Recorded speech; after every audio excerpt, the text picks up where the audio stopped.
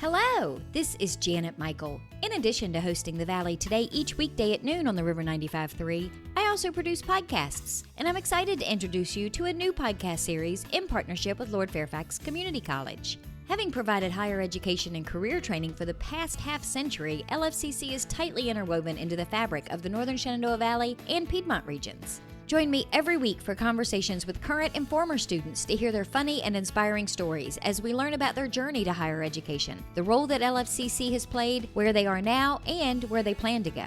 We'll also talk to current and former professors about their experiences and best memories of LFCC over the past 50 years. Get every single episode as they're released on our website at theriver953.com under the podcast tab, or you can subscribe for free in Apple Podcast, Google Podcast, on Spotify, Amazon Music, wherever you listen to podcasts. Just search for LFCC Stories.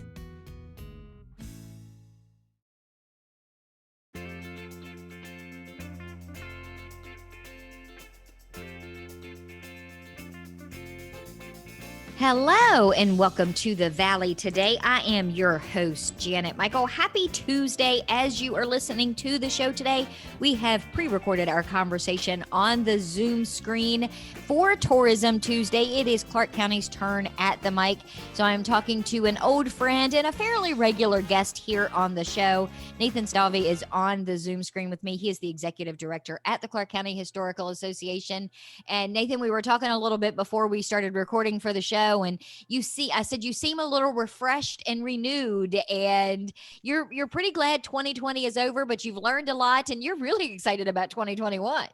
I am. 2020 was tough, as we'll talk about, but it also it basically enabled us to think in new ways and new creative ways for 2021. So I'm very, very excited for what 2021 is going to bring, and even happier that 2020 is in the rearview mirror. No, right? That rearview mirror can't be big enough for me. I just want it to be a life-size mirror, a floor-to-ceiling, wall-to-wall mirror, so I can say bye-bye. Yep. So it's been interesting. I've been talking to a lot of the tourism directors in all of the different localities, and I started a new series last week where I've been bringing back some of my former guests that were guests pre-pandemic and talking about what they've done and how they've made the pivot. A lot of them, of course, have gone virtual. They've had to do some sort of online incorporation into what they do. Were you guys doing a lot of online stuff before the pandemic, say in 2018 or 2019? Not a lot. We had talked about doing some videos, starting a YouTube page. We had been doing some. We had been doing, for example, our archivist blog, which is a biweekly blog that our archivist puts out in certain aspects of Clarke County's history.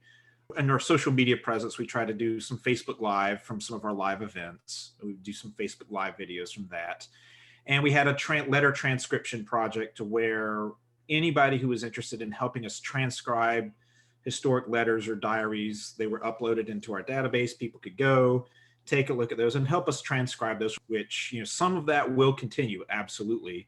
We did start a YouTube channel. We started recording more videos. We started doing some Facebook Live chats. We started doing, when we were able to do in-person programs again, we also incorporated a Facebook Live video to go along with that for people who didn't want to come out or if tickets sold out. So yeah, we did a pivot, as you said. 2020, we certainly did a pivot, and we're going to incorporate some of the new ideas that we implemented in 2020 and use those in 2020. And I know that as the Historical Association, as Clarke County Historical Association, one of the cornerstones of what you provide is educational material. You give people the history of the area. But I feel like in the conversations that we had throughout the year last year, you really brought that educational aspect forward even more than you had in the past and geared it a little more towards the kids because of the school situation. Right. That's exactly it. And that's, I think, where we really saw a big impact. And what we did in 2020 was not only we did this online content, we had games and puzzles using historic images from our collection. We also started creating these take-home activity boxes. And at first it started with the Colonial Kids Day, because that's our biggest kids event of the year. When we had to cancel that, we instead, our education coordinator, Taylor Kumis, created these take-home Colonial Kids Day boxes. And it came complete with crafts and all kinds of activities, coloring books, grain from the mill, recipes, quill, all kinds of, even Colonial Kids Day t-shirts. And people could just come and pick them up, or we could front door delivery, or they could come and we could leave it on the front step of the museum when they're coming by to keep keep everything socially distanced. And those were massive hits. So we started doing them seasonally. We did another in autumn, and then we did another in winter, and they were tremendous hits. So yeah, we were doing something other than just being online, which, by the time we get to the summer, I think everybody's starting to get a little burned out on it. We went in this direction of giving parents some take-home activities for their kids. And it was a tremendous hit. So once we were 2 or 3 months into this pandemic, and all of us, in particular, those of us that manage other staff members, realize, wow, this is going to be a while. This is going to completely change how we move forward. How panicked were you about how am I going to come up with ideas to turn this stuff around? I mean, how impressed were you with your staff when all of a sudden these creative and cool ideas started come rolling out? I mean, were you worried, or did you have faith in them anyway?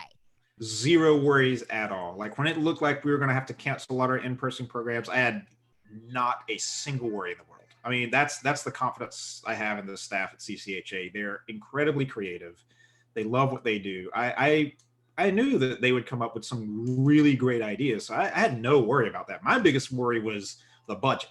And that's what I had to worry about. As director, I'm the guy responsible for making sure that our budget does well. But as far as the creativity and what to do next with the canceling of in-person programs, not at all, not in the least. The staff is really good. They're extremely creative. They're both in their mid-20s, and they're both of the millennial generation. So knowing what to do, what kind of content to come up, they just immediately came up with fantastic ideas right off the get-go. I mean, just right out of the gate. We had other museums contact us and say, hey, can we steal that idea? I mean, we just jumped on it right away. That is massive kudos to the staff for their creative insight on this. So yeah, I was not worried at all. And how much of that do you think were ideas that they probably had been percolating for a while, but thought, well, this probably doesn't fit in with how we do things now. And then they just jumped at the chance when how we do things now no longer applies, and let's pull everything out and throw it against the wall. Oh, I think some of these ideas had been percolating. Like I said, we had talked about the YouTube channel. We had talked about some other ideas. But we also realized with our workloads, and we're only a staff of 3. I'm the only full-time person. Taylor and Melanie, our archivists, are part-time. And there's only a certain number of hours in a week. And as hard as they work and all that they do, they're very good at time management and getting so much done in the time given already pre-COVID. So when this time came and all of a sudden we had to switch to another direction, and these ideas that were sitting in the back of their heads for so long, like, okay, now we have the time to do these. Now we can do all this other stuff. Now, granted, they know that they can't do all of what we did in 2020 in 2021 because that's just too much. For example, we did much more social media marketing and much more social media activity. That's not going to be as much in 2020. We're still going to be active on social media without a doubt, but we're going to balance it a little bit better, with everything else that we do. But it was definitely a challenge for sure. Well, and that's a little bit of what we were talking about too before we started recording for the show, is trying to get back into some sort of new routine. I mean, I'm not using, going back to when things were normal, because they're never going to be that normal again. But we went from how we always did things to doing them dramatically different to doing them a little bit like we used to, doing them a little bit different. And now we're going to have to figure out, what is that moving forward going to look like? Is it going to be a combination? And yeah, all of the things you took on during the pandemic, all of the old things are potentially going to come back. So now you're going to have double the workload with the same amount of hours in a day. Right. Well, one of the ways that we've been thinking about it in 2021, we talked a lot about this, of what to do for 2021. And we know, it's not like suddenly the calendar flips to 2021 and everything goes back to normal. There's still going to be people that will not want to come out, but they still want to participate. And as one of the big challenges that we faced last year was, okay, right at the beginning of the pandemic, there's all this online content that we were doing at no charge. But then once this is going on and on and on, as 2020 keeps going, suddenly every museum was dealing with this. Suddenly everybody's thinking, okay, we need a revenue stream. We can't keep doing free programs, but it's a double-edged sword on the other side. You've already been doing it. Now you're going to start charging at a time when there's still so many people that are out of work or still getting the unemployment money. So what do you do? We're into 2021. What we're going to do is we're going to start a Patreon page. And what that's going to do is, for example, when we have in-person programs, we're going to cap it like we did when we started doing them at the end of the year. If they're inside, we're going to cap it at a certain number of people. If people don't want to attend in person, they can still pay a reduced fee to watch the live feed of these programs. So they sign onto the Patreon page, they pay a certain amount a month, or they can pay per program, and they get access to that content and some exclusive content too, some behind the scenes look at the archives. So you're paying just to look at programs. There's also some other additional content on there that for our Patreon subscribers that they can, here's a tour of the archives. Here's to talk about a certain specific artifact in the collection that normally would not be on our social media channels or our website. So it gives them some perks for people who pay that extra money to sign on to Patreon. And I'm familiar with Patreon because a lot of podcasts are funded and supported using Patreon accounts. And I think it's a great alternative to memberships. I mean, we've talked about how you can be a member of CCHA, but you mentioned some of your staff that they're millennials. Millennials don't think about memberships. That's not something that is typically what they would do, but they would certainly support an organization through a Patreon page, which is basically the same kind of thing as a membership, but it's just all in how you look at it and how you package it. Exactly. And that's something we're going to be considering is like, okay, when we do our membership drive next year, which we usually do midsummer, how do we incorporate a Patreon component to that? Right now we have individual at $25, family at $50, business for $100. Do we include an extra amount to include the Patreon content? Something we'll look at for sure. Well, let's take a quick break. When we come back, can we talk about 2021? Can we both at the same time put 2020 in the rear view and talk about how you made lemonade out of it? Yes, definitely. Okay. We're going to do all of that when we come back. We are on the Zoom screen today with Nathan Stalvey. He is the executive director at Clarke County Historical Association. It is, of course, Tourism Tuesday, and it is Clarke County's turn at the mic. We're going to come back and continue our conversation with him in just a couple of minutes. Got a financial decision to make or a goal to reach, but you don't know where to start? You've come to the right place. Introducing Quick Money Chats with the Northern Shenandoah Valley Financial Education Program. Visit tinyurl.com/quickmoneychat to schedule a virtual chat with a staff member or trained volunteer. We won't tell you what to do, but we will give you the tools you need to choose wisely. And because Virginia Cooperative Extension is part of Virginia Tech and Virginia State, your land-grant universities, you can be sure that our information is credible and trustworthy. And you'll know that we aren't trying to sell you something. Maybe you want to improve your credit score, or reduce your banking overdraft fees, or even figure out if you can afford to buy that car. Sorting through tons of information on the internet can be overwhelming, and sometimes it can be hard to know who to trust. Schedule a Quick Money Chat and get the information you need to take action. Go to tinyurl.com/quickmoneychat and get financial education personalized for you.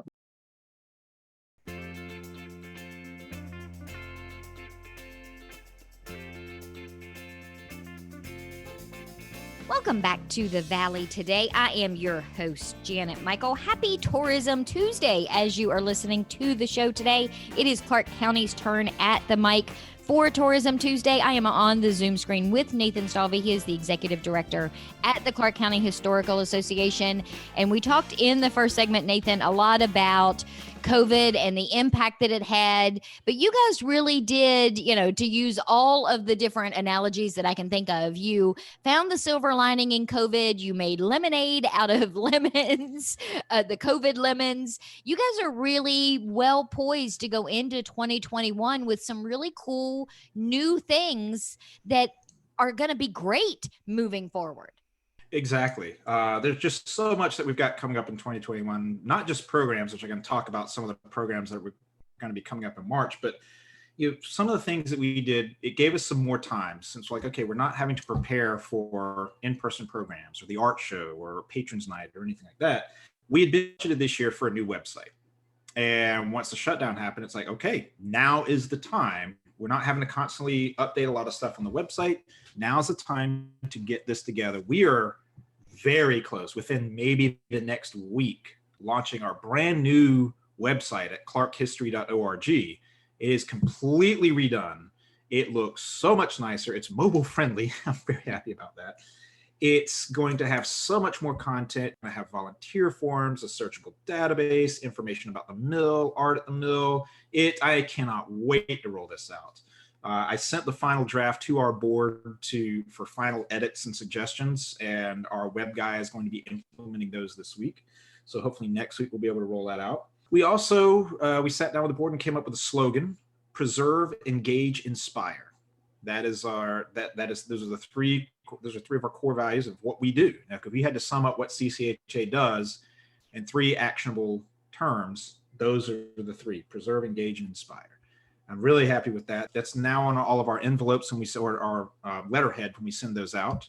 And once we get through our 700 boxes of envelopes, or however many we've got, once we get through those, they'll be on our envelopes as well. Labels. I'm telling you, get labels. That's what I would tell clients that would get a new phone number or something. And they're like, but we have all this letterhead. I'm like, labels. They look a little tacky, but at least the information is updated. Yeah, that's true. That's true. Our building downtown Berryville, it's often been referred to as the CCHA Museum. Well, sitting there thinking about it more, is like, it's not really a museum. A museum is just one facet of what that building is. So talking with the board and the staff, it's the History Center and Archives, because our archives are there, our historic collection, our research library, our offices, our temporary and permanent exhibits are there, a lot of our educational resources are there, our small but pretty awesome gift shop is there. It really is a lot in one small building. And so museum, I don't think, does the name justice, as more of it's really an all-encompassing history center and archives. Like, this is the place to learn. This is the place to research. So that's something that we're really excited about, getting the new banner up and mentioning that. And that's also mentioned on our website as well. It's going to say History Center instead of museum. Those are all things that, pandemic aside, say, and I'm not trying to jinx anybody, but say we have something similar happen in another 5 years, whether it's a pandemic or climate change, any of these things that has some sort of an impact on the way we go about our daily lives. You have taken this time to put things in place that won't matter. It won't have an impact on you moving forward, because you've learned those COVID lessons. Exactly. And I think that is the key thing to take away from all this, is 2020 was a big time learning experience for all of us. We had to do a lot of things differently to survive, to get by, no matter what kind of organization you are. And I'm sure there are so many small business owners out there now, and you're no different at the Clarke County History Center and Archives. Because you've really got to stop and think about, it's kind of like PTSD in a way. When you create something new moving forward, you're going to stop and think, okay, could we have done this in a pandemic?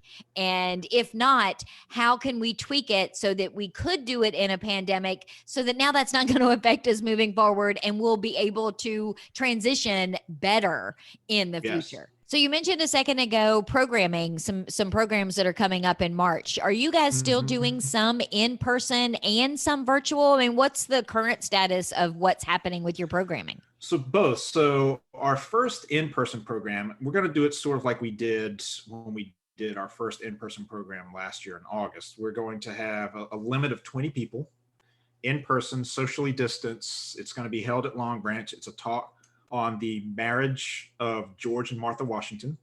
It's going to be on March 21st from 2 to 4 p.m. at Long Branch on a Sunday. And if we sell out of tickets, or if people just want to watch online, then we'll have Patreon up and running by then. People can pay a fee to watch it online instead, from the comfort of their own home without having to come out.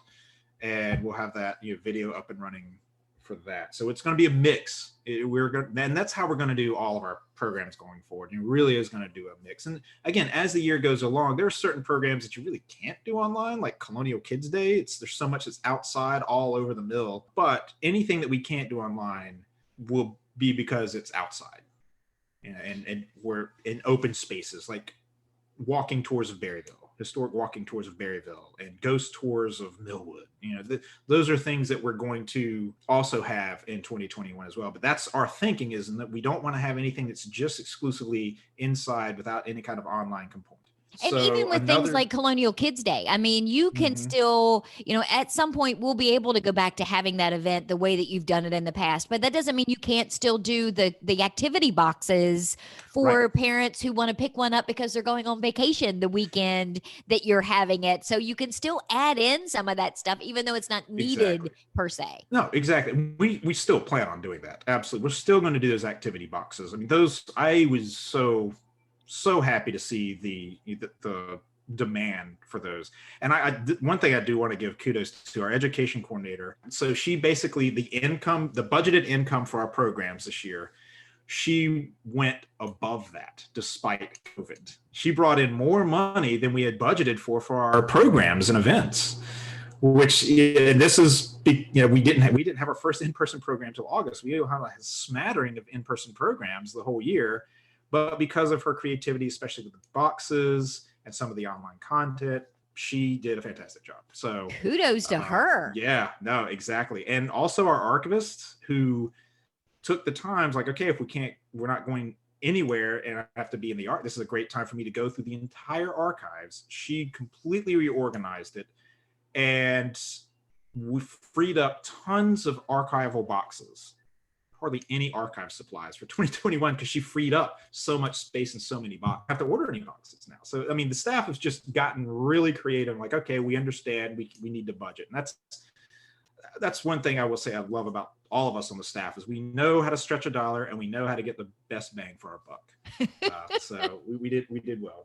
But as far as, you're going back a second to other programs in March, one thing I'm very happy to talk about that we're doing every Friday evening in March from 6 to 7 is to celebrate Women's History Month. We are going to be doing online Zoom talks with women in leadership in Clarke County. And there are going to be business owners, women that run their own businesses, to talk about what it's like being a woman in a leadership position, what that was like through COVID, what they learned from it, how they adapted, and giving some lessons to other women on how to achieve. So I'm very happy to be launching that. We've already gotten 4 people lined up for this to talk, and we're going to have more. We're looking to have at least 2 per Friday. That's our goal. But right now, even if we just left with just this 4, we'd still be fine. I think there's lots to talk about for these. So I'm extremely happy to be starting this up in March. So we got to wrap up. But I want to make sure, because you just said something a minute ago, and I think that it's a good segue. So you guys are really good at coming up with creative ideas and stretching a dollar. So if somebody is listening and they want to support you and make sure that any dollar they donate goes as far as it possibly can, where can people get more information about a membership, about coming to your events, about just writing you a check to say, good job, looking forward to seeing you in 2021? Where can people go first? First thing I would recommend is our website. It's clarkehistory.org. And remember, Clarke is spelled with an E. And under our current website or current web page, there'll be a donate button and a become a member button at the very top. But once we launch our new website, there will be a tab that says get involved. And there are many, many ways you can get involved. There are volunteer forms. There's the membership form. There's a donation button. All of that is there. We encourage people to please, contact us that way. Or if you just want to drop me an email at director@clarkehistory.org and let me know whether it's, through volunteer time, whether it's a monetary contribution.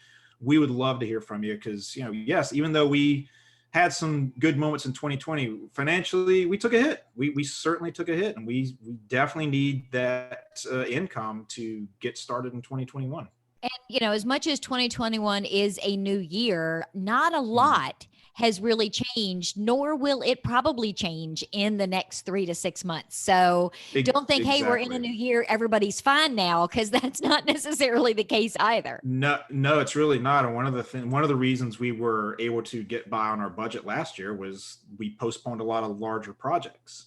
Well, it's 2021 and those projects have to be begun at some point. So that's why 2021 is like, okay, now we really need we need some help. We can't put these projects off any longer. Well, Nathan, thank you for taking some time to meet me on the Zoom screen today and chat for Tourism Tuesday. I appreciate it. We are going to wrap up our conversation today with Nathan Stalvey. He is the Executive Director at the Clarke County Historical Association. I will put the link to clarkehistory.org on the show notes page, but it's pretty easy to remember. All you have to do is just know that Clarke has an E at the end. I will be back tomorrow. I think we are having a conversation with Nikki from the Front Royal Chamber. She's coming back again tomorrow with Herb Melrath, one of her board members. And Herb is a business consultant for the Small Business Development Center, I believe in Maryland. We're going to talk about the PPP program, the new and improved, I guess. I don't know, the version 4500 of the PPP program and how that's going to impact small businesses in our area. So meet me back here for that show tomorrow, just a few minutes after noon.